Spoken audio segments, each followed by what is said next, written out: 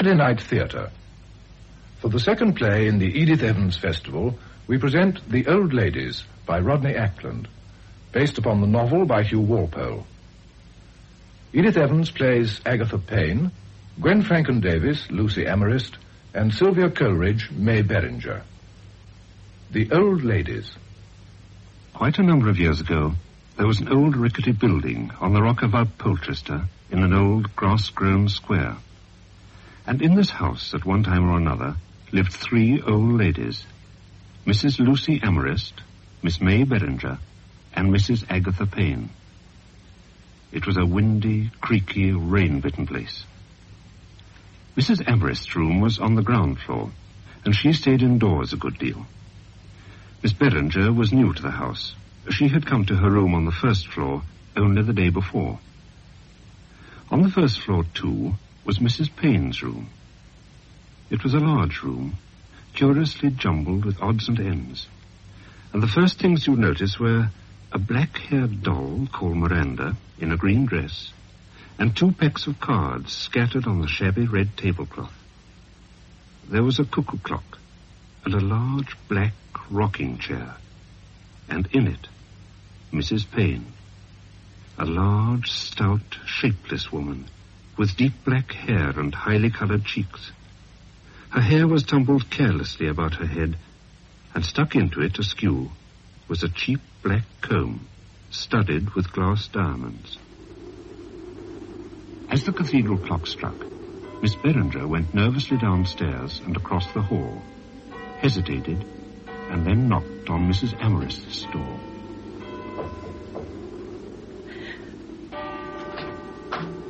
Oh, Miss Beringer, isn't it? Yes. Oh, yes. I had to come and thank you for being so kind.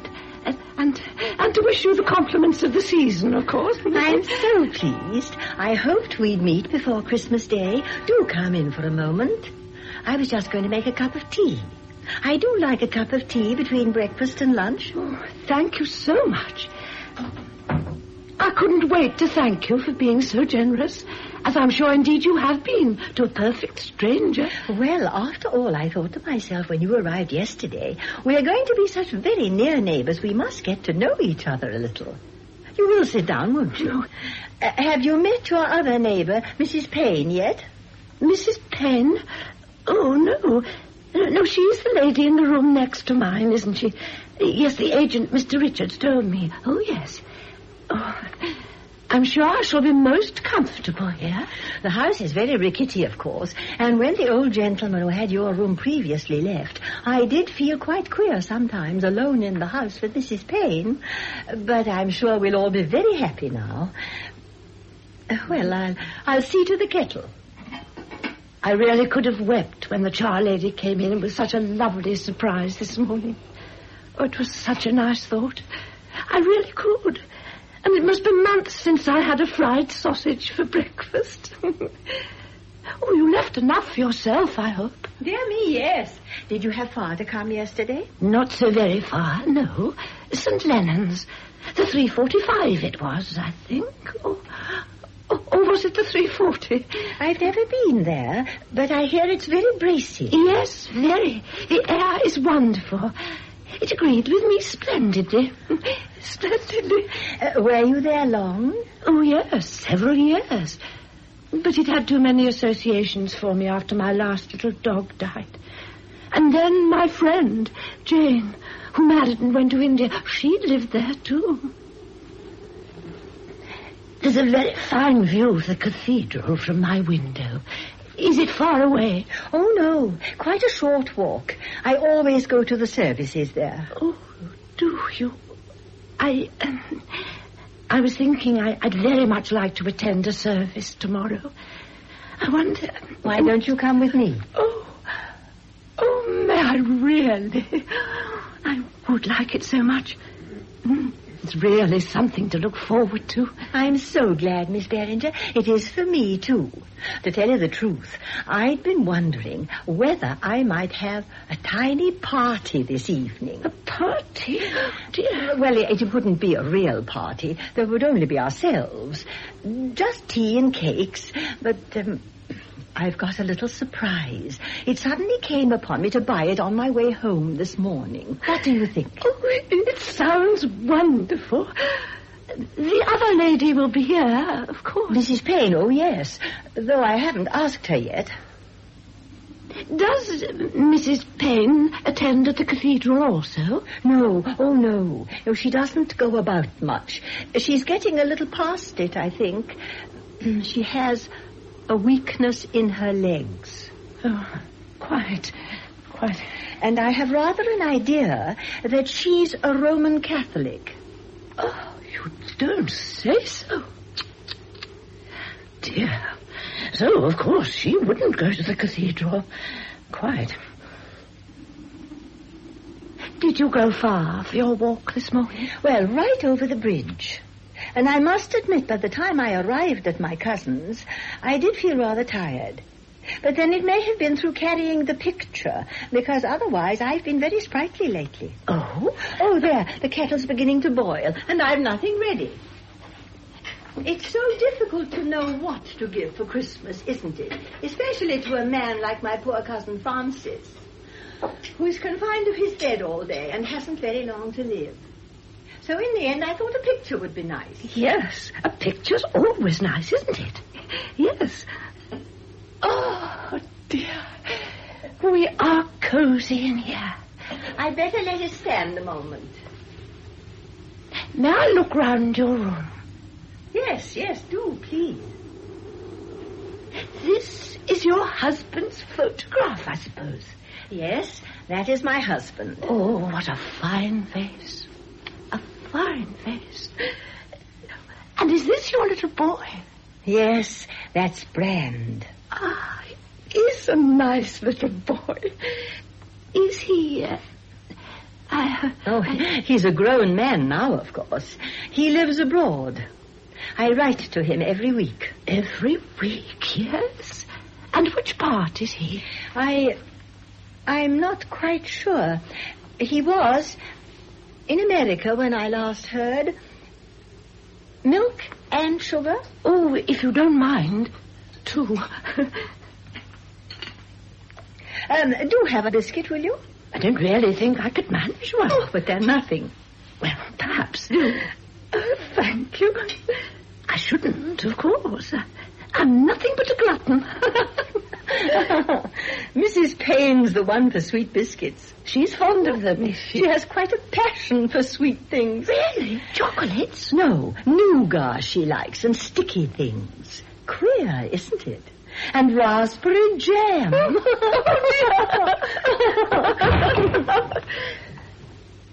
What was that? Oh, nothing. Mrs. Payne, I expect. Oh. She must have knocked something over. It gave me quite a start. Mrs. Payne often startles one like that. She sleeps a lot, you know. And then she wakes up suddenly and moves about without being properly awake. I hate anything giving me a start. There's really nothing I hate more. My heart's not at all good. You've no idea how alarmed I get. I don't know what I should have done sometimes without Pip. No, I don't really. Was that your little dog? Yes. Pip. A little fox terrier he was. Did you have him long? Oh, yes. He was quite old when he passed away. Just like a human being. Jane, my friend Jane, she gave him to me as a gift. Pip first she gave me. And then the amber. The amber? Yes. My most treasured possession. Oh, the most beautiful piece of amber. It's only Mrs. Payne. Come in. Oh, we were just having a cup of tea. Miss Beringer, this is Mrs. Payne, who shares the house with us here. I'm glad to meet you. You will have some tea. I'll get another cup. It won't be very fresh, I'm afraid. Not for me, Lucy. Are you sure? You know I don't like tea. There's no richness to it. A nice cup of cocoa with plenty of sugar, that's a different matter. But I'm afraid I haven't any cocoa. That's all right. I've had 3 cups this morning. But tea, I like it about as much as the devil likes dill water. But do you find cocoa as stimulating as tea when you're tired, Mrs. Penn? Have you been out this morning, Lucy? Yes, I got back just before Miss Beringer came down. We've got to know each other in no time. I heard you laughing. It woke me up. What were you laughing about? I can't remember now. Can you, Mrs. Amherst? What was it? Where'd you been, Lucy? I went and paid a visit to my cousin, just to take him a little present. Present? I wouldn't give him a present. Rich as he is and does nothing for you. I'm sorry for you, Lucy, with no relations but an old skinflint like him, unless you count your boy. But he might as well be dead for all you see of him. Oh, no, Agatha. Well, he's been gone for years now. No one knows where. If he's alive, he doesn't care about you. I'm glad my child died. She'd only have been a grief to me. He'll come back. Brand, I mean. Brand? So that's your boy's name, Lucy. Queer name.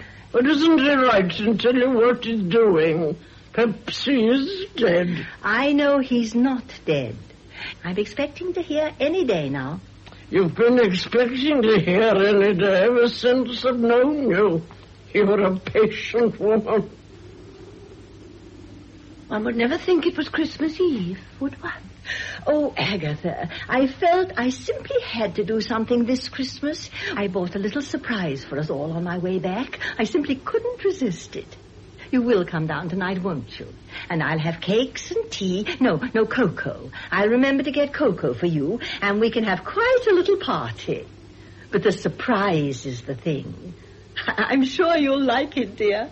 How can you afford a party, Lucy? You've had some good news. The cards last night said there was good news on the way. Well, in a sense, I have.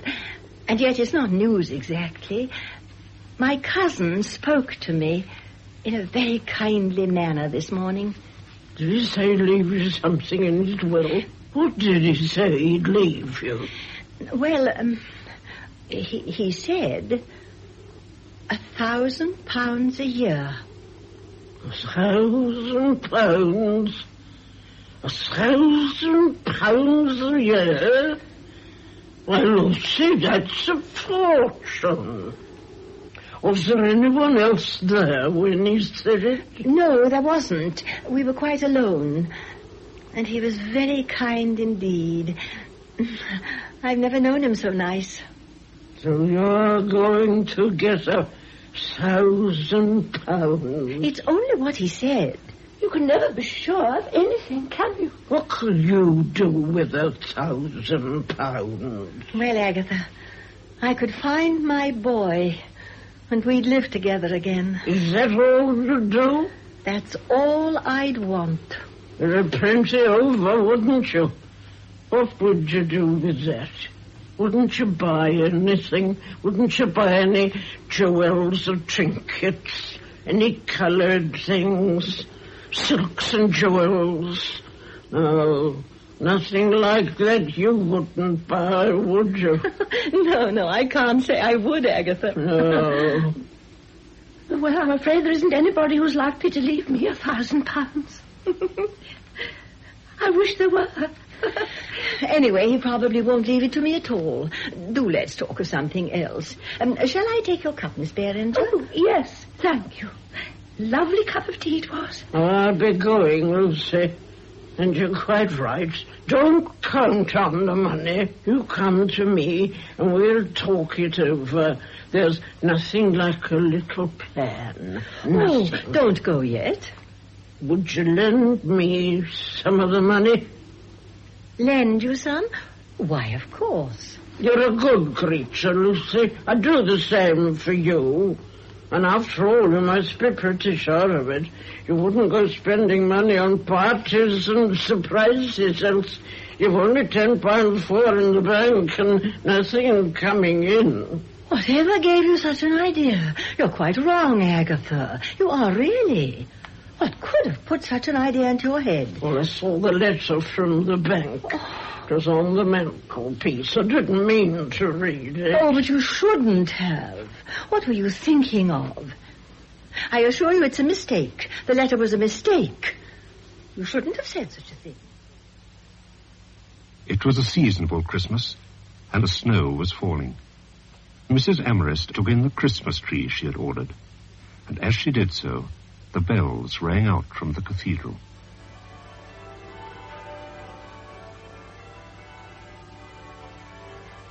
That evening, after she had decked out the tree, she put on her silk dress, hung her thin gold chain with the locket that held Bran's portrait round her neck, brushed her lovely white hair, and sat down to survey her work. The tree tapered gradually to a point that quivered and flickered like a green flame. Chains of frosted silver hung from bough to bough. Balls of fire, emerald and ruby, amethyst and crystal, shone in the light of the candles, and colour blended with colour. Upstairs, Miss Beringer put on her orange silk dress, and Mrs. Payne her dark purple and her red slippers. At exactly 8 o'clock, they met outside Mrs. Amherst's door. Oh, good evening, Mrs. Payne. How are you tonight? I'm so excited. I don't know when I felt so excited. Come in.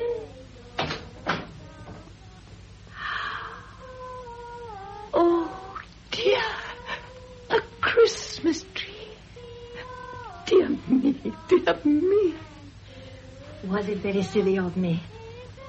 Oh, I hope you don't mind, but I simply had to do it. I do hope you don't mind. Mind? Oh, why, Mrs. Amherst, it's lovely. It's the loveliest thing. I can't speak. I can't indeed. Words won't come. I can't say anything at all.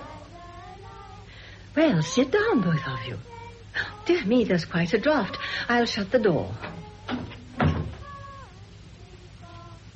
Oh, do say something, Agatha. I shall begin to feel you don't like the tree. Don't like it. I can't tell you what I feel about it, Lucy. You wouldn't understand. Oh, I think I would. No, you don't love beauty. Nobody loves beauty like I do. It's beauty and colour, the tree there. That's why I'm the only one that understands it. Oh, Mrs. Amherst, I wish I could tell you what I feel. It's wonderful. Simply wonderful.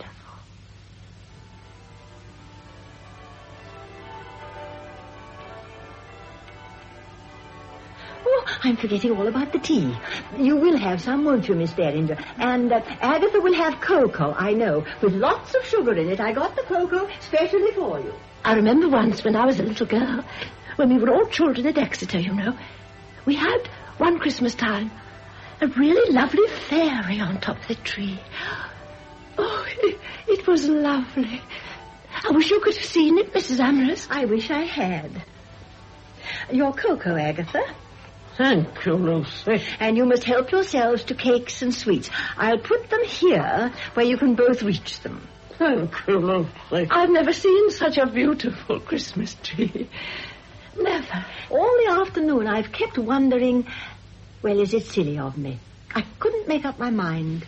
But in the end it looked so lovely that everything seemed to be justified. Quite, quite. A thing of beauty is a joy forever, as the poet says. More cocoa, Agatha? No, but I'll have another sweet, though. Well, then, now we'll go on to the next part of the program. You mustn't laugh at me, please. They're just little tiny things that I got. The chief part of a present, I always think, is that you be wrapped up in paper, don't you? Oh, it's silly of me, isn't it? But I was certain you'd like a new dress for that little doll of yours, Agatha. And I couldn't resist the blotter because I thought you'd like the colour. Oh, thank you, Lucy. Yes, I did once, and a dress for Miranda. That makes 4 she's got now. The green, the purple, the ruby, and now the blue. Yeah, the room will look nice when I put the blue on her. Oh, thank you, Lucy. It is a beautiful tree. Just what I wanted. Oh, dear me, dear me. I am so glad you like them. It was so difficult to know what you'd like. The Light of Asia by Sir Edwin Arnold. Well, I've always wanted to read that. Always. Thank you, Mrs. Amherst. This is a nice surprise. I don't know when I felt so happy. I don't think I felt so happy since Jane gave me the amber. I feel happy, too. If only I thought my boy were coming home. Oh, I wouldn't mind anything. Oh, dear. Yes, indeed. I wrote to him today, but I can't be sure that he gets my letters. I wish you wouldn't do that. She's fast asleep. Is she? Are you sure? Quite. Mrs. Amherst, I don't like her at all. Do you like her? Don't you think there's something queer? Oh, there's something very odd about her indeed. No, I don't think so. She is a little queer, perhaps, but she doesn't mean anything, any harm. Doesn't she? No. She's old and all by herself. We ought to be kind to her. Oh, I don't think I can be kind to her. I don't like her at all. I really don't. But what should you be alarmed about? Oh, Mrs. Amherst, you should understand. Her manner to you earlier today about your cousin, I mean, it was most alarming. Well, poor old thing, she's so much alone. Perhaps she doesn't know what she's saying. And tonight it's so late for her to be up, and she has this passion for colours. The tree fascinated her. I often think she must come from gypsy ancestors, and, well, that would make her a little different. Very likely. Very likely. But it's no good your alarming yourself about her, is it? All right, Mrs. Amherst. I'll try not to. That's right. I've been wondering now. May I ask your advice, Mrs. Amherst? I shouldn't think it would be very difficult in Polchester to find some sort of position. Would you? What kind of a position? Well, I wondered whether, later perhaps, I couldn't find a position as a companion, perhaps, or where I could arrange the flowers. Oh, I don't know. I don't think such positions are easy to come by. Oh, but Mrs. Amherst, well, you don't mind my telling you, do you? Only I'm sure you'll understand. You see, I must get a position soon, because at the end of 6 months, I won't have any money left. They'll kill you if you touch it. Oh, she's having a nightmare. Here. Agatha, wake up. You're dreaming. What? Was that? Dreaming? Yes, that's right, Lucy. I was dreaming about that husband of mine. I dreamt I tried to kill him. Well, he's dead now and can't do me any harm. No more than I can do him any. But I could have killed him once. I could have killed him all right when he threw my hat on the fire. A fine hat it was, but too gay for him. Can you believe that, Lucy? I was a young girl then, and prettier than most of them. My gypsy queen, he called me when we were courting. My gypsy queen. But after that, when he'd got me, no life forgives you then. Not even a gay hat. No. Went to the fire and threw it. Well, I got my own back. Yes, I can't tell you how, because you and Miss Betty, what's her name? Miss Beringer, it's so ladylike. Yes, and he didn't know how to his dying day. I used to lie awake after he threw my hat in the fire, thinking what I could do to him. And I read a book about China once. There's certain parts of it, though, and I never could read a book right through. But it told you how they'd tie up the prisoners with wire, and then they get a rat. Don't! I can't bear it. I really can't. Now I shall have to go. Miss Beringer, you mustn't get in such a state. Agatha, don't go on. Let's talk of something nice. I'm only telling you what I read in the book. Please sit down again. It would be such a pity to end this Christmas party like this. And I believe it's nearly 12 o'clock, too. Christmas Day. Oh, I can't help it. My heart's so bad and my nerves are quite on edge. But I will try. I'd do anything for you, Mrs. Amherst. I'd hate to spoil the party. That's right. Now, Agatha, why don't you put a new little dress on the doll? I'm quite longing to see what she looks like in it. I'm too tired, Lucy. If I go upstairs now to get Miranda, I shall stay there and go to bed. It is late, of course. Oh, let me get it for you. Do let me, please. I won't take a minute to run upstairs. May I? Please yourself. I don't mind. I shouldn't trouble, Miss Beringer. Oh, but I'd love to. I so want to see Mrs. Payne's doll. But where will I find it, Mrs. Payne? You can't miss her.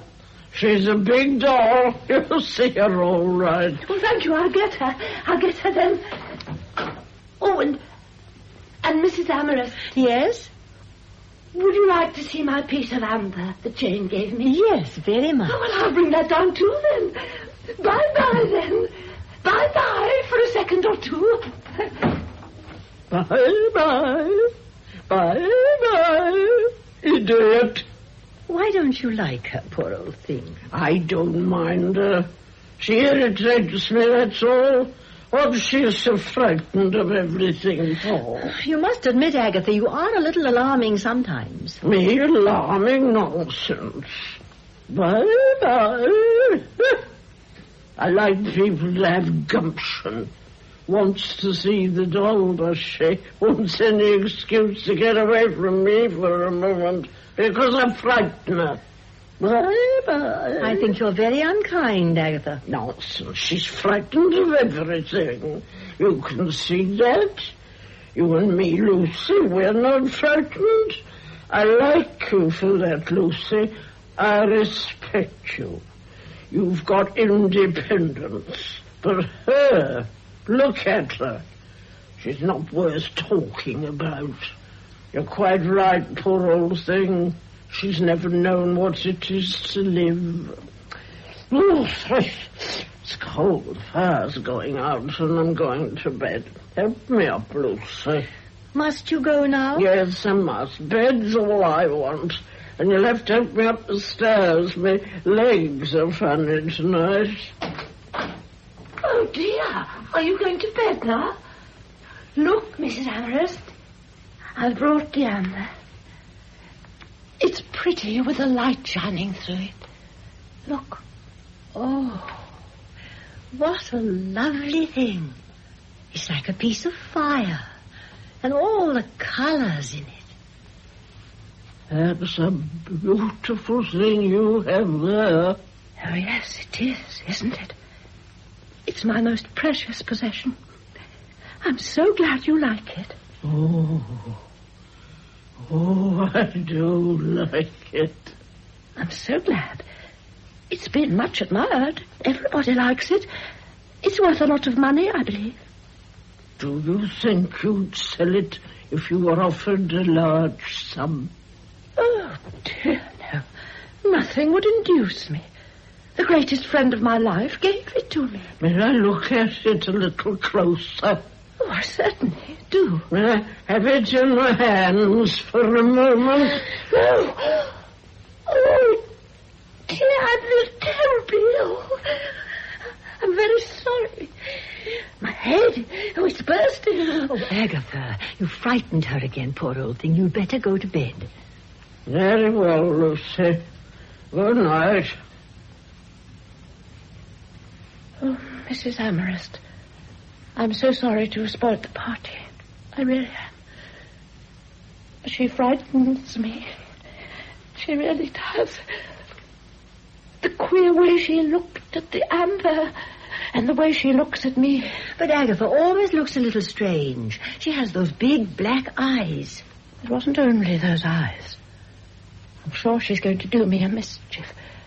I'm sure she is. I've known Mrs. Payne for a long time. There's nothing to be afraid of. Oh, I don't know. I'm sure I don't know. I've always been afraid of something all my life. It just seems to be my destiny. I'm sure I don't like being under the same roof with her. She'll do something to me in my sleep. Now, don't you worry, dear. Have a good rest, and you will find that you'll have forgotten all about it in the morning. Good night, my dear, and a happy Christmas. The next evening, Agatha Payne asked Mrs. Amherst if she would again light the candles on the tree which had so fascinated her. But the candles were now very low, and one caught a branch and had to be extinguished. Agatha Payne sat without moving, her dark eyes fixed on the tree, watching its death. It was Christmas night, and all was silent. When the last candle had flickered out, Agatha Payne breathed a husky good night and slowly climbed the stairs to her room. A few days later, she was half asleep upstairs in her rocking chair, eating nougat, when May Bellinger knocked on Mrs. Amherst's half-open door. May I come in, Mrs. Amherst? Yes, do. Have you been out? Did you see this letter? Oh, thank you. Dear me, it's typewritten. Will you excuse me a moment? Sit down, dear, will you? Yes, certainly. Thank you so much. Oh, dear. I've had that pain in my knee again today. Oh, I hope it's not bad news. No. No, it isn't bad news. It's from the lawyer. He wants me to call on him. Oh, Mrs. Amherst, I do hope it's something nice. Yes. Oh, dear, it's made me feel quite flustered. I'd better go and see him this morning. Yes, I certainly had. I wonder what's the time? I really think I'll go almost at once. Is it about your cousin? Oh, yes, of course, it must be. I had such a curious sensation during Cousin Francis's funeral the other day. I knew, of course, that it wasn't poor Cousin Francis himself there, but I don't know. It somehow seemed that it was, and that he'd be feeling so cold and lonely. Oh, I must have been in a very morbid state. I don't generally feel things like that. You must have been overwrought. When poor little Pip died, I felt like that. But then, of course, they say that animals don't go to heaven. And nevertheless, I feel certain I shall see him again. I can't help feeling it. I'm sure you're right. I never have been able to get really near people. Know them, if you know what I mean. Dogs, yes. I can feel I know them, but people... I remember once, when I was a girl, I found my mother crying in her bedroom. I wanted so much to put my arms round her and comfort her, but I couldn't think what to say. And even now I don't know why she was crying. Well, I think I'll be getting off now. Was that Agatha's door banging? Oh, dear. I hope not. Oh, I believe it was. That means she's coming down. She's always coming down lately. I wonder if I can get out before she arrives. Oh, let me help you with your coat. No, listen. She's on the stairs. Oh, I shan't stay. I shan't stay. Oh, now, you must, dear. You must get over this feeling about her. It's nearly all imagination. It isn't. You know it isn't. Otherwise, why should you not want to talk to her? Only because she annoys me by not knocking before she comes in. She's very, very friendly. She's been more friendly than ever since Christmas Eve. And you remember how you felt then. She hasn't done you any harm since, has she? In spite of what you thought. Oh, but she has, Mrs. Amherst. She has. I never told you before because you think it's silly of me, but she has. Why, what has she done? She taps on my wall at night. She won't let me sleep. All night, she taps on my wall. Agatha, would you mind knocking before you come in? It's pleasanter, don't you think, for both of us? Why, it's Miss Beringer. How are you today, Mrs. Beringer? You're not looking so well. That's a pity. I'm very well, thank you. Very well. But I was just going to my room, if you'll excuse me. Have you a book, Mrs. Amherst? I'd like a nice book to read this afternoon. Why, certainly, dear. Which would you like? Oh, it doesn't matter. Anyone will do. I'll take this. Bye-bye. Bye-bye for the present. Goodbye, dear. I'll see you soon. Bye-bye. Bye-bye. Oh, don't be so stupid, Agatha. I expect you say things just as annoying. Come and sit down for a moment. I'm going out almost at once. Have you heard anything about the money yet? No, not exactly. Well, no, I haven't. Do you think he's left it to you? Oh, dear, I wish I hadn't told you about it. Well, you'll be in a fine old hole if he hasn't. What's he going to do if he hasn't? I don't know, dear. But I'm sure our Lord will care for me in the same way that he has always done. Care for you? And he's left you all alone. How can I be alone, dear, when he is with me? Oh, sir. Do you really believe that? Of course I do. You're a fool, Lucy. Have you heard from your boy? No. Your cousin did promise you the money, didn't he? Well, yes. He said that when he died... Agatha, don't you think that there's something rather dreadful in our talking about money like this when we're both so old? We can live 20 years yet. You're strong and I'm strong. I knew a little girl who died when she was 5. What's the good of thinking about it? We ought to think about it. Not in an unwholesome way, of course, but as though we were going from one country into another. And we must give an account of ourselves. And why shouldn't we think about God's love? It's very nice to think about it. That's a fine-coloured piece of Miss Beringer's, isn't it? Yes. I've told her how greatly I admire it. I don't know what an old woman like her's doing with it. She can't appreciate it. She likes it because her best friend gave it to her, and that's a very good reason. Well, dear, I'm going now, or I shall be late. You will excuse me, won't you? Where are you going to?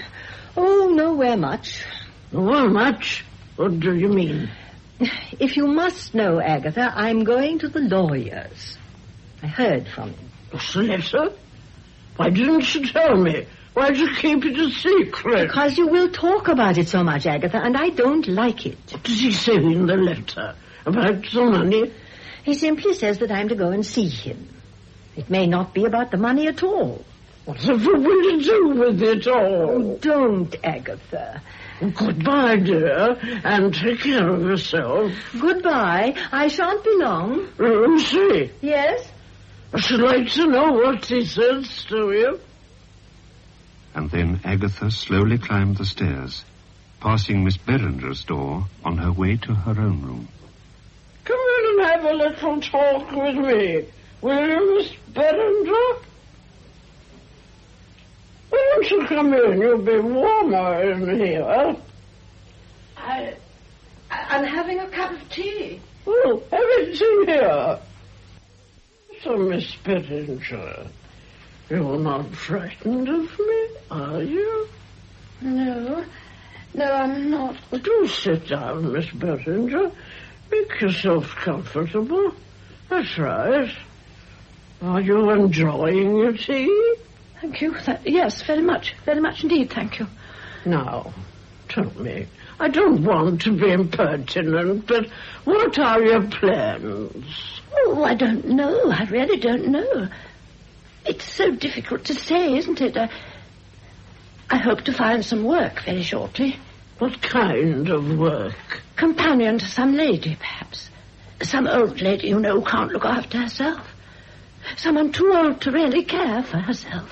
Such jobs are rather hard to find, you know, and you're not as strong as you were. No, that's quite true, but I'm very hale and hearty still. Still quite strong, if the work were not too arduous. Would you sell your piece of red amber if things went badly? I'm expecting to get a bit of money soon. Oh, no. No, I shouldn't like to sell that. It was given to me by my best friend. But if you had to sell it... I would rather starve. I would indeed. I'd rather die of hunger. It's a beautiful piece. Yes, isn't it? But it's because my great friend gave it to me that I value it. If she hadn't given it to me, I wouldn't value it so much. No, I dare say not. You lived in Exeter, didn't you, in your youth? Yes. Yes, I was very fond of Exeter. I wouldn't like to live in Exeter. Too sleepy. Oh, it wasn't sleepy all the time. No, not sleepy at all, no, indeed. There was so much going on. All sorts of things were always happening. Really? I wouldn't have thought it. What sort of things? Oh, I don't know. Meeting one's friends and concerts. And in the summer we had picnics. Picnics? Yes, beautiful picnics they were, too. We used to have the moors so close to us, you could see for miles on a fine day.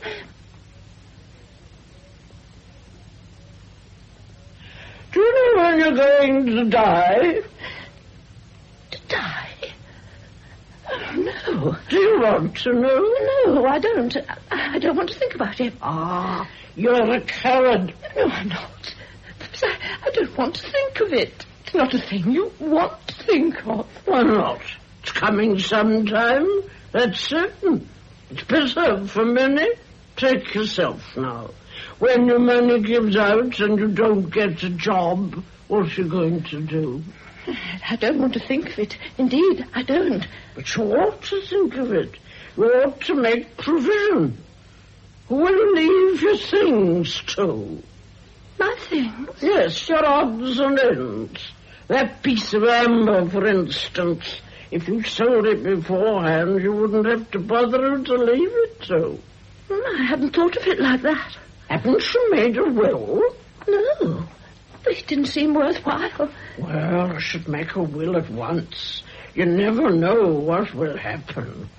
You better know when you're going to die. Try the cards. They'll tell you. Oh, no. I shouldn't like that at all. I shouldn't approve of it. I don't think we're meant to know. Oh, yes, we are. Here, draw up a chair. I'll show you. I'd really rather not, thank you. I've got rather a headache. If you'll excuse me. Nonsense, it'll interest you. Come and have a look. You've never seen the cards done the way I do them. I'd really rather not. There's nothing to be frightened about. What you looking so frightened for? Miranda can see you. Miranda's never looked so frightened as you do, and she's seen lots in her time.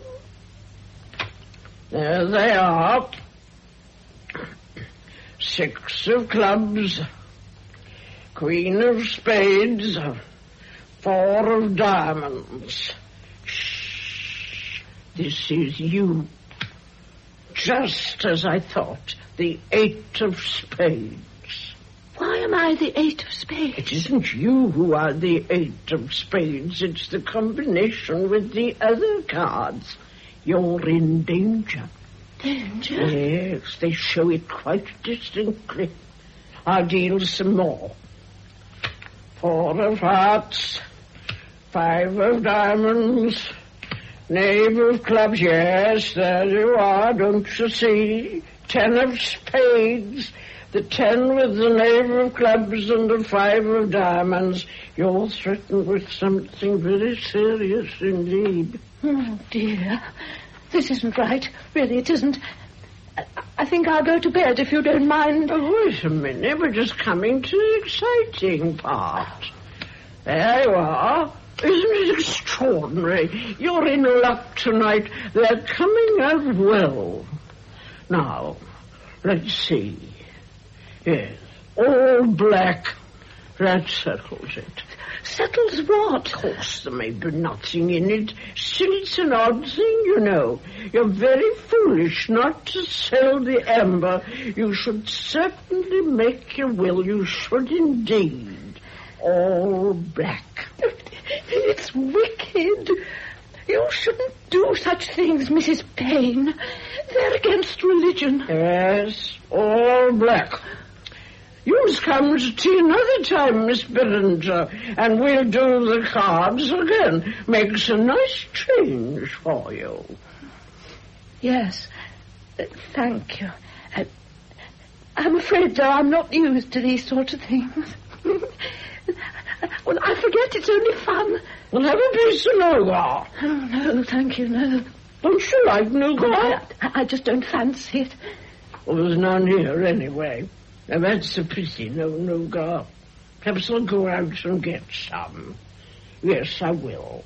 It's a long time since I've been out, and I'm wonderfully light on my feet today. Wonderfully light. Don't know why it is, like a young girl.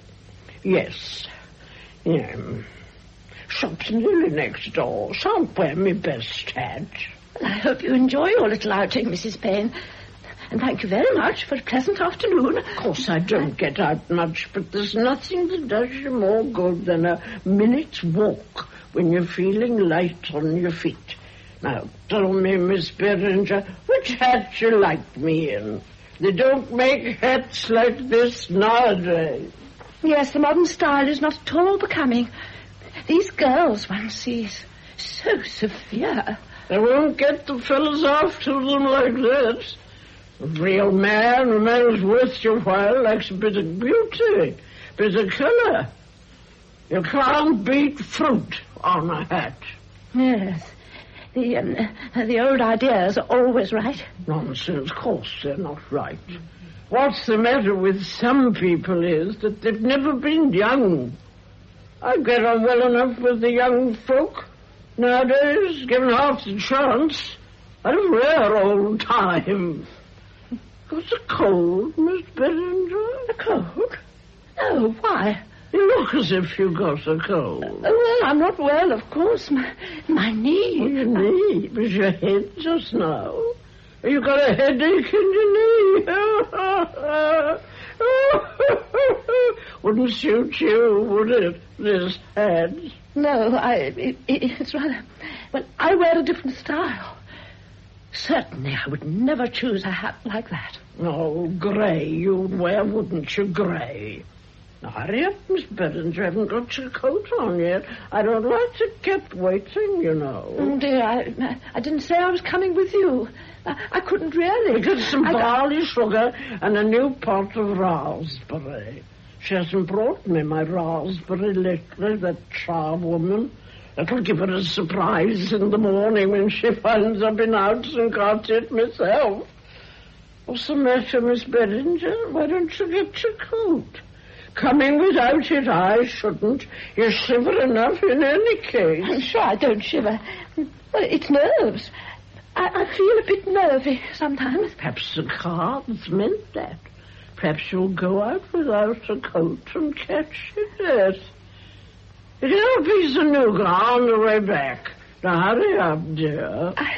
I really don't... Now, go along now. That's right. Ready? I'm waiting for you, Miss Beringer.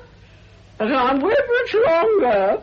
I just have to come in and see how you're getting on. It's a long time you've been. I believe you just sat on the bed without moving. No, I couldn't think where I'd put my things for the moment. That's a thin coat for the winter. Well, no one could say we don't dress in different styles. Come along, down the stairs. Oh, I wonder what it is with my knee. Best thing in the world for bad knees, a walk. Is it far to the confectioner's? About 3 houses. Only a minute when you're in good health and the wind's behind you. Oh, Mrs. Payne, do you mind? You're leaning so heavily. My shoulder.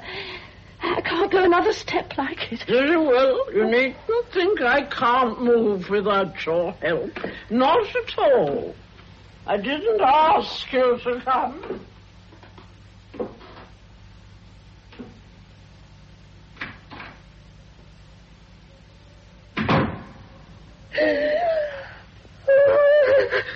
I can't stand it.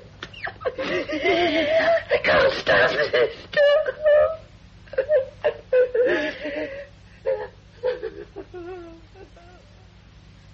Miss Beringer dragged herself into Mrs. Amherst's room and fell sobbing onto the bed. Before long, Mrs. Amherst returned, and Miss Beringer rose quickly. Mrs. Amherst, I must apologize. A most unpardonable thing. I was lying on your bed. That's quite all right, dear. You know I don't mind. Do use my room when you like. I felt so unwell.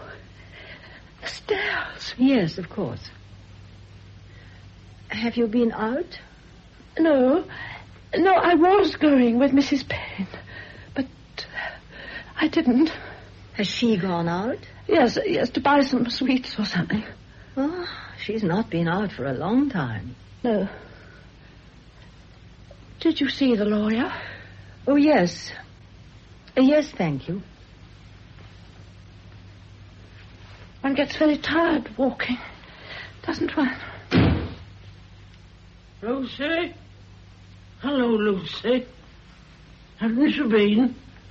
What's happened? Aren't you well? Well, yes, I'm all right, thank you. I just felt a little tired. Didn't you see him? Who? Well, the lawyer, of course. The lawyer you were going to see. Oh, yes, I saw him. Is it all right? The money your cousin left you. I'm afraid I was wrong about that, Agatha. He hasn't left you any? He didn't do what he said he would, that's all. I was silly to believe in it. He's left you nothing? Something of his to remember him by. Mr. Agnew, the lawyer, wanted me to go and choose something, but I didn't feel well enough. Tomorrow, perhaps. He says there's a very nice little writing desk I could have. And that's all? Yes. Why should he have left me anything else? I was only his cousin. It was very nice of him to think of me. Then he cheated you? Oh, no. I cheated myself.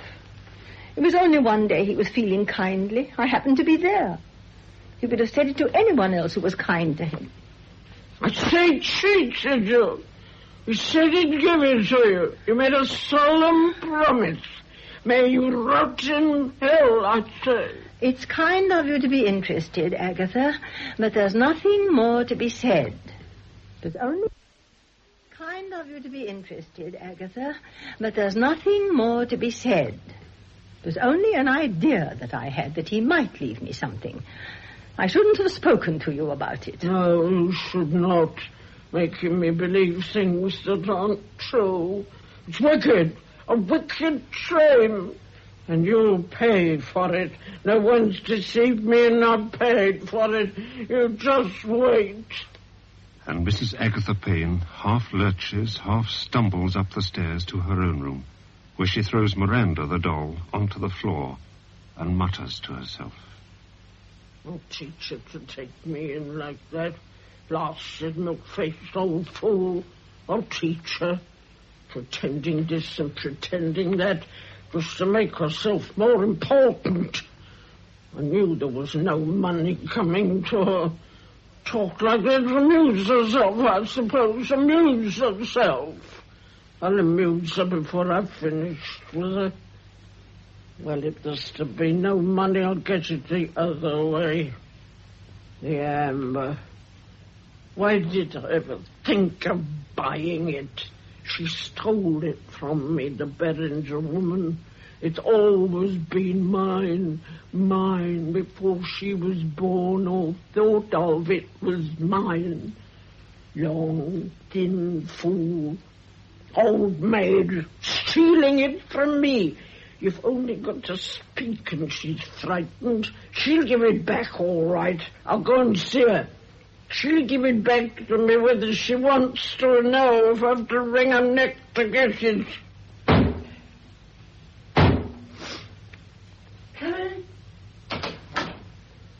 Well, Miss Beringer, it's very disappointing for poor Lucy about the money, isn't it? And how do you find yourself now? Mrs. Payne, why are you persecuting me like this? Why do you come to my room? Why do you knock on my wall? I haven't done anything to harm you. I haven't hurt you in any way. I never saw you before I came here. I never interfered with you. I know it's silly of me to go on like this, but I haven't been sleeping.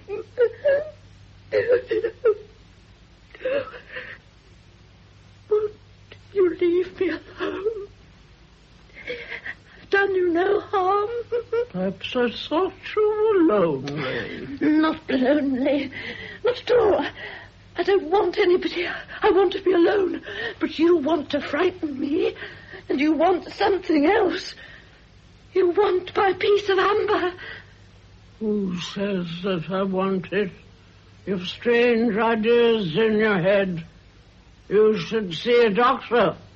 You're ill. The cards said you would be. That's it. Of course, I'm ill. I know I'm silly if you put ideas into my head. I always was as a child. I've been like that ever since I was a child. But I'm not going to die.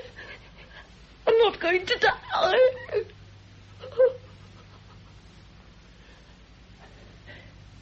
I ask you not to come here. It is my room. I forbid you to come any more. Well, if you'll give me that piece of amber, I won't come any more. Nobody shall have it. It's the only thing I've got. Now, we'll see. We'll see.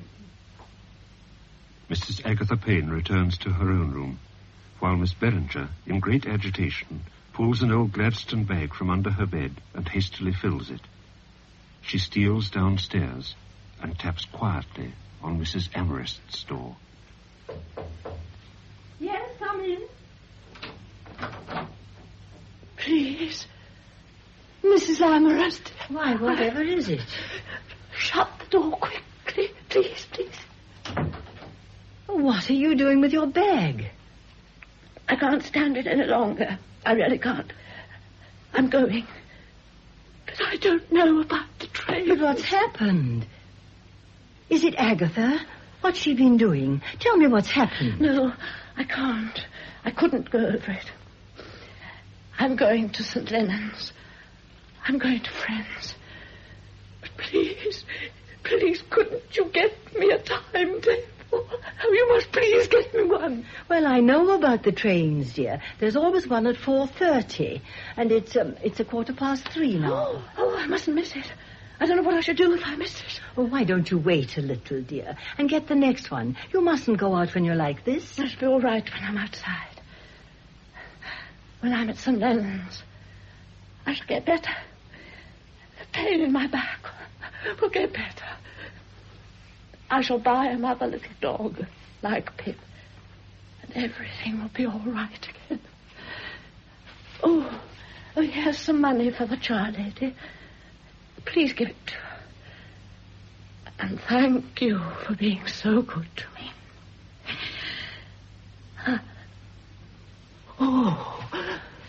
What is it?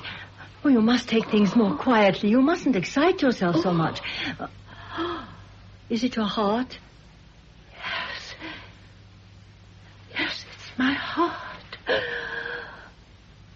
It stopped then. Now it's going so fast. I'm ill. You're too ill to go out anyway. Certainly too ill to go to St. Lennon's. Oh, no. No, I must go. I can't stay here. It's only my heart. It's been like this before. I must go. I hate this house. I hate this town. What was that? She's outside the door. She is. She's listening. Who, Agatha? Nonsense. Of course she's not. Well, we'll see if you like. Hello, Lucy.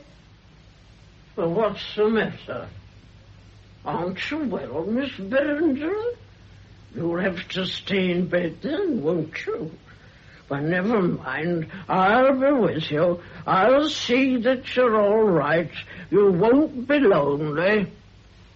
A few hours later, dusk has fallen and the lamps are lit.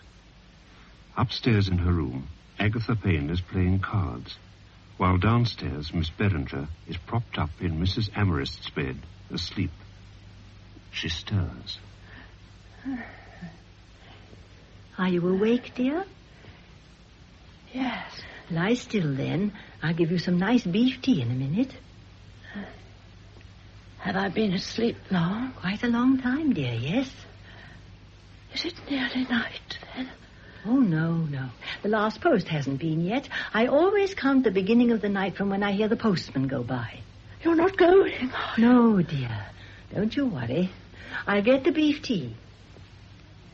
In the morning, I'll be able to go to St. Lennon's, won't I? Yes, dear. Will you come and visit me at St. Lennon's?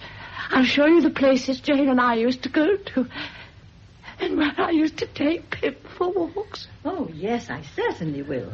Here you are now. Drink it up, and it'll do you a world of good. Thank you. Sit closer, will you, Mrs. Amherst? Next to the bed. Do you mind? Certainly. Is the bed fairly comfortable? I always find it so. It makes a great difference, I think, if the mattress is turned every morning. Now, would you like a little bread with the beef tea? Is that my bag over there? Yes. Do you want something from it? My amber. My amber's in it. Will you give me my amber? Now, dear. Do you want it now? Yes, please. But, please, give me my amber. Very well. As long as you don't get excited. Now, where would it be? Underneath the other things? Yes. It's at the bottom, because I put it in first. Can you feel it? Ah, yes, here it is. Oh. What a beautiful thing. There. Now, don't drop it in the bed and fall asleep, or you'll be like the princess and the pea, most uncomfortable. Thank you. You're not finished already, have you? I couldn't drink any more. Oh, do try. Just a last little drain. There's all the goodness at the bottom. I don't think I can. Oh, then you won't be able to go to St. Lennon's tomorrow. Drink it up. That's right. You'll feel a different woman in no time. Hold my hand, will you? Do you mind holding my hand? Do tell me if you mind. But of course not. There. I'll tell you why I decided to go away. May I? I can guess what happened. Agatha frightened you again, I suppose. Oh, speak softly. She can hear what we say. But of course she can't. She's in her room. But she can. Now, that's really nonsense. You've had ideas about Mrs. Payne since you first saw her.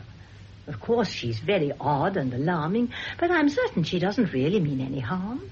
After all, I've lived in this house for months and months with her, and she's never done me any harm. That's because you haven't got anything she wants.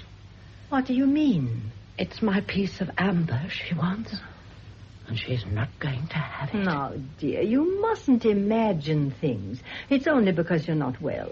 She came into my room after you'd come back from the lawyer's and said she wouldn't leave me alone unless I gave it to her. She must be mad. Mad and wicked. That's as bad as being a thief. She is a thief. She'd take it at once if I were alone in the house. Oh, I can't understand anybody wanting anything like that.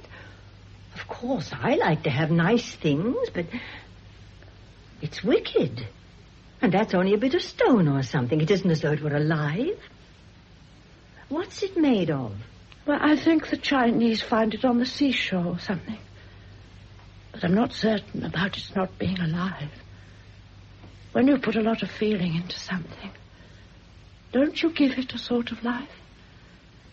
It may be grateful, you know, for your being so fond of it. Of course, it's very fanciful, and perhaps it isn't very religious. Jane said, when she gave it to me, that it had some of her heart in it. And I think perhaps it has. Listen. There is the post coming down the street.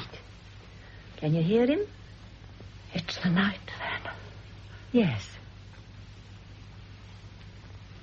You're not going, are you? No, dear, of course not. What would you like? Would you like me to read you something? Oh, yes, please. Let's see what there is. Oh, I wonder what that is. We seldom get anything by the last post. A circular, probably. You're coming back. You're not going, are you? Of course not, dear. I can't make it out in this light. Seems to be covered in stamps and addresses. What's it say here? Not known, is it? It's from my son, Miss Beringer. At last. After all these months. Your son. Oh, Mrs. Amherst. A whole year. Where can it have been? And he sent a photograph. Dear old lady, I can't pretend to have been much of a letter writer during the last year, and I'm ashamed of myself. What I wanted to do was to make my pile turn up unexpectedly in Cheltenham, give you the fright of your young life, and then make you a duchess as you ought to be. Oh, dear. But I've had bad luck over and over again. I was on to a wonderful thing 3 months ago, but then what did I do but go down with diphtheria? Oh, what a terrible thing. He must be better, or he wouldn't be writing. But I'm all right now. Yes, you see. And there's some land prospecting down south that promises fine. I'm enclosing a photograph I've had taken here. There he is, Miss Beringer. Oh, yes. Oh, dear, yes. He's very handsome. Such a nice expression. It's a splendid photograph. Glad you're stopping at Cheltenham where you've plenty of company. Don't be lonely, old lady. Your loving son, Bran. How happy you must feel to get a letter like that. I didn't want him to think I'd left Cheltenham. It might have fussed him. But I left this address in the post office there. I don't know wherever this letter can have been. Will you let me meet him when he comes back, Mrs. Amherst? I would love to meet him. You mustn't get excited. It's nearly time to go to sleep. I'm going to sleep upstairs tonight. Oh, Mrs. Amherst. I'll just take my things up, and when I come down, I'll read you something till you go to sleep. Promise not to be long. You're not feeling worse, are you? Is your heart bad still? Yes. My heart. Put your hand here and see how it jumps. Well, you must let me get a doctor in the morning. I insist on a doctor. Excuse me, Agatha. I want to speak to you a moment. Excuse me, but I must speak to you. It's important. What is it? I've been seeing Miss Beringer. You know, of course, that she's ill, but I don't think you realize that she's very seriously ill. Well, I had to take her into the room, didn't I? I can't help her illness. What have I to do with her? You've been in there and said something that frightened her. She's easily frightened, and her heart's very bad. She has an idea that you want to steal something of hers. I can't believe that of you, but sick women have strange fancies. She's done you no harm. Why won't you leave her alone? Leave her alone. Silly old fool. Silly old fools, both of you. A pair of sentimental old women. You with your precious boy. Her with her Jane and her dog. You leave my son alone. And you leave Miss Beringer alone, too. From what she tells me, you're no better than a thief. Thief, is it? Now, you leave me alone, Lucy Amorous, to mind your own business, or it'll be the worse for you. It is my own business. The poor woman's sick and has no one to care for her. If you go and frighten her again, or, in fact, go near her at all, I'll call for the police. You will you? What are the police to do with it? You'd look fine and silly with the police coming in. You'd have them arrest me, I suppose. And what for? Now, look here, Lucy Amorous, you mind your own business. I've stood you long enough poking your nose in where you're not wanted. I've not interfered with you. If I, then leave me to myself. You may say what you like to me. I'm not afraid of you. But that poor woman's old and ill and penniless. Give her another fright, and with her heart as it is, anything can happen. And then you'll be a murderess as well as a thief. It's as bad as that, is she? Well, what does it matter? We are old and penniless, too. 3 penniless old women. The Beringer woman's always complaining and crying. It'd be a kindness if I were to go and put my hand round her neck and choke her. How can you talk like that? It's only because she's got something you want. A piece of colored stone that is nothing. Nothing at all. Speak of what you understand. What do you know of lust or desire for anything? You've never felt passion with your milk and water religion and sentimentality. If I were to know that I'd only half an hour more to live, I would want the sensation of owning that beautiful thing. Beauty. You don't know the meaning of the word. Mrs. Amorous! Mrs. Amorous! There, she's calling. Just you leave her alone. Mrs. Amorous! Mrs. Amorous! Mrs. Amorous! Mrs. Amorous! Oh, please come. I'm so frightened. I'm so frightened. Why, whatever is it? You'll catch your death of cold getting out of bed like that. So get back at once, Miss Beringer. You mustn't be so silly. I'll stay with you. I couldn't help it. I had such an upsetting dream. I really can't tell you how upsetting it was. Oh, my dear, you mustn't get so distressed just because you've had a silly dream. But I couldn't help it.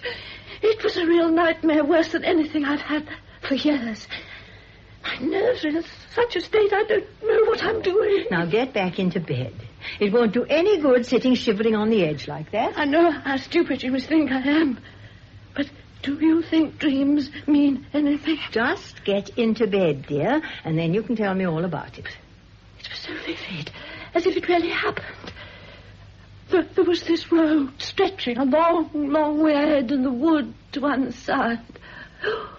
Yes, and there was a wind, a bitter, biting wind blowing. And I had to go on to meet this terrible something. I didn't want to, but I couldn't stop myself. And I thought if I can get into the wood, it'll be all right. But I couldn't stop or run away. I just went on faster and faster. As I got nearer, I could see the crossroads in the moonlight. there was this someone waiting for me.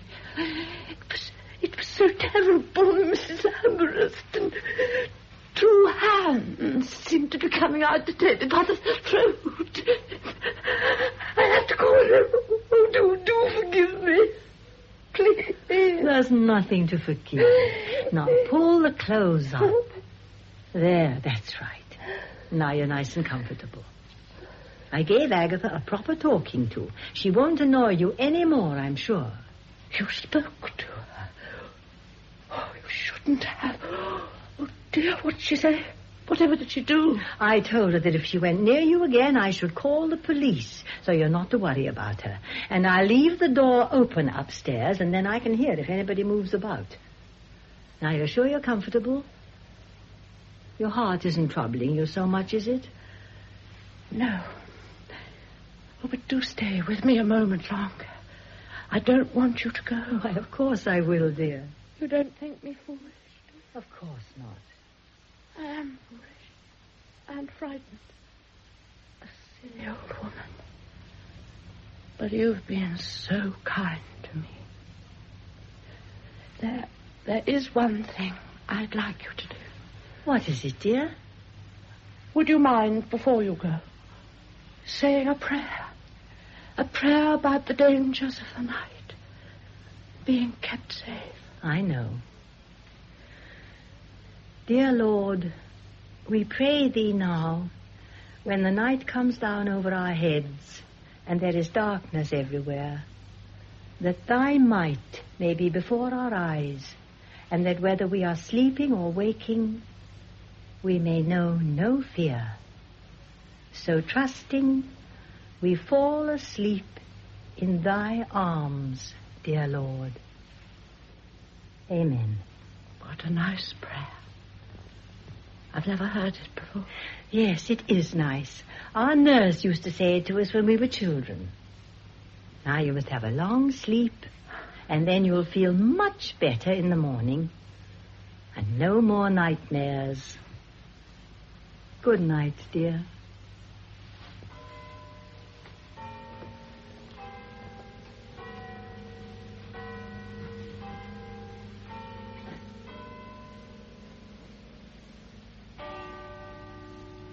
Time passes, and Agatha Payne's door opens quietly, and she creeps across the landing and downstairs.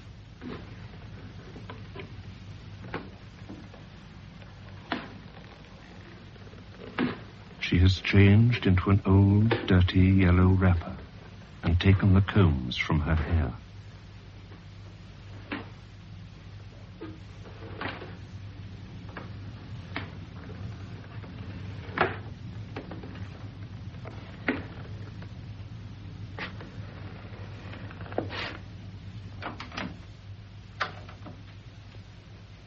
Who's that? Good evening, Miss Beringer. I came to see if you wanted anything. No, Well, I want us to have a little talk. If you're sleepy, I can wait. I'm not at all sleepy myself. Why do you complain about me? I haven't complained. Yes, to Mrs. Amherst. She came into my room and was very insulting. I'm sure I've been very kind to you. There are not many who would bother to be so kind. Oh, go away. Please go away. Go away? Oh, no, I'm very comfortable here. I know why you've come. I came to make you more comfortable, that's why. To smooth your pillows. Don't touch me. I'll scream. I'll rouse everybody. Don't touch me. Don't be so frightened. You're always frightened, aren't you? Leave me alone. I want to sleep. I can't stand it. Why don't you take things more quietly? I'm kind enough, really, but when you tremble like that, it gives me pleasure. And the more you tremble, the more I like to make you. I lift my hand and see you shake all over. Can't you see that I'm ill? My heart is bad. It's true what you say. I am frightened of you. I can't help it. I always have been. Oh, well, fancy that. I wonder why.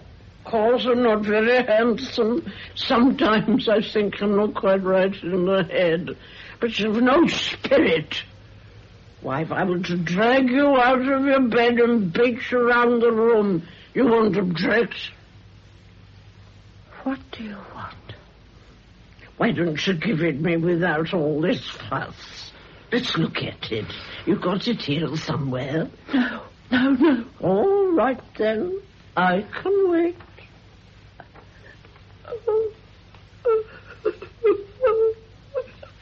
Crying? What you do that for? I've never cried in my life. Not even when my lover left me because he was tired of me. You've never had a lover, not with that face of yours. But I had plenty once. I was handsome and didn't care what I did. You snivelling old scarecrow. It'd be a fine sort of man that would make love to you. I beg you to leave me just for tonight. You can do what you like in the morning. I won't tell anyone. But for tonight... Give me that piece of amber and I'll go. No, never. Jane gave it to me. Very well, then. I'll wait. I don't care. I can sit up all night if need be. Ah! So you have it in your hand. I wondered where it was. Let me go. Please let me go to Mrs. Evans. Think not. You'll catch the death. You get back to bed. I'm mistress here now. You want looking after, I can see. You're not safe to be left. So you're holding it under the bedclothes, are you, like a schoolgirl? Give it me for a moment. I'll give it back to you. No.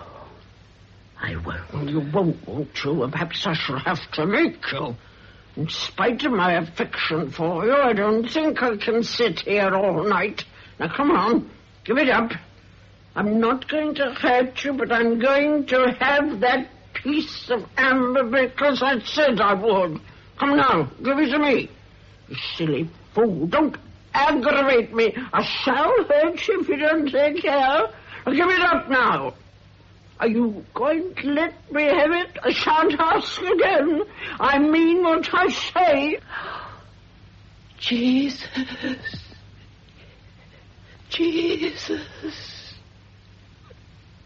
Agatha pulls at the clenched hand holding the amber.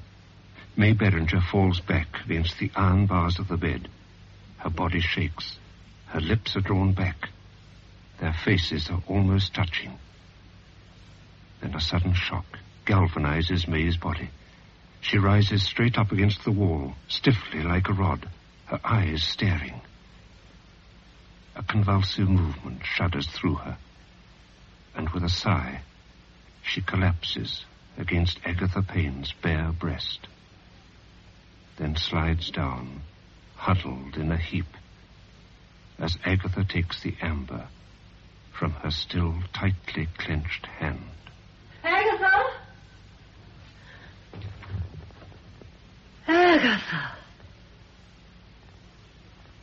She's dead, isn't she? Oh, poor May. Why didn't you call me? I could have fetched a doctor. So she's dead, Miss Beringer.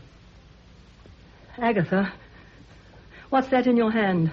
They say if you killed someone, they stay with you forever. Agatha. Oh, it isn't true.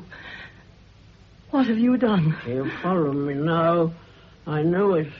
If I go away, she'll follow me. If I die, she'll be with me just the same. Oh, why did I leave her?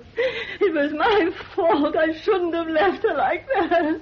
It's all right, Lucy. You stay with me. She can't come while you're here.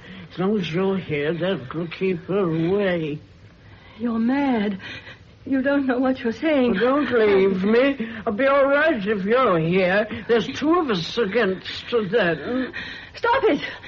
Poor May's dead. You've killed her. Let me go.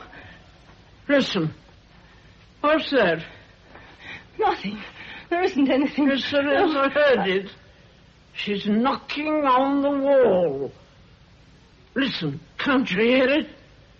No. You're mad. Dear God. What is it? Anyone at home? Agatha. It's my boy out there. What's that? His brand. Don't tell those lies to me. You can't get out like that. Let me go, Agatha. It's Brand. My boy's outside. Will you please let me go? I'm going away. On the way? Oh, no, you're not. But leave me all alone with the Beringer woman. You try it, that's all. But I am. My boy is there. Brand! No good calling. He can't hear. He'll knock a few more times and then he'll go. Let me go, Agatha. I must go. Please, Agatha. Please. You stay here.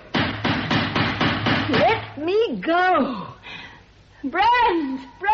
Just wait a little while and he won't knock any more.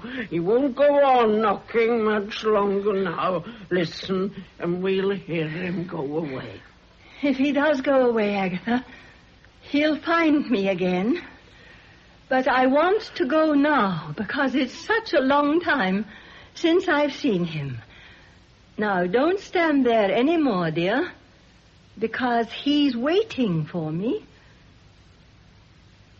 Poor Agatha. If only I could help you. Brand! Don't go! I'm coming! Don't go! Hello, old lady. Brand! Oh, Brand!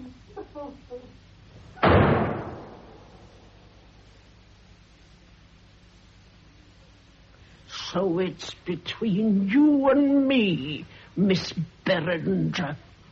And I'll beat you yet.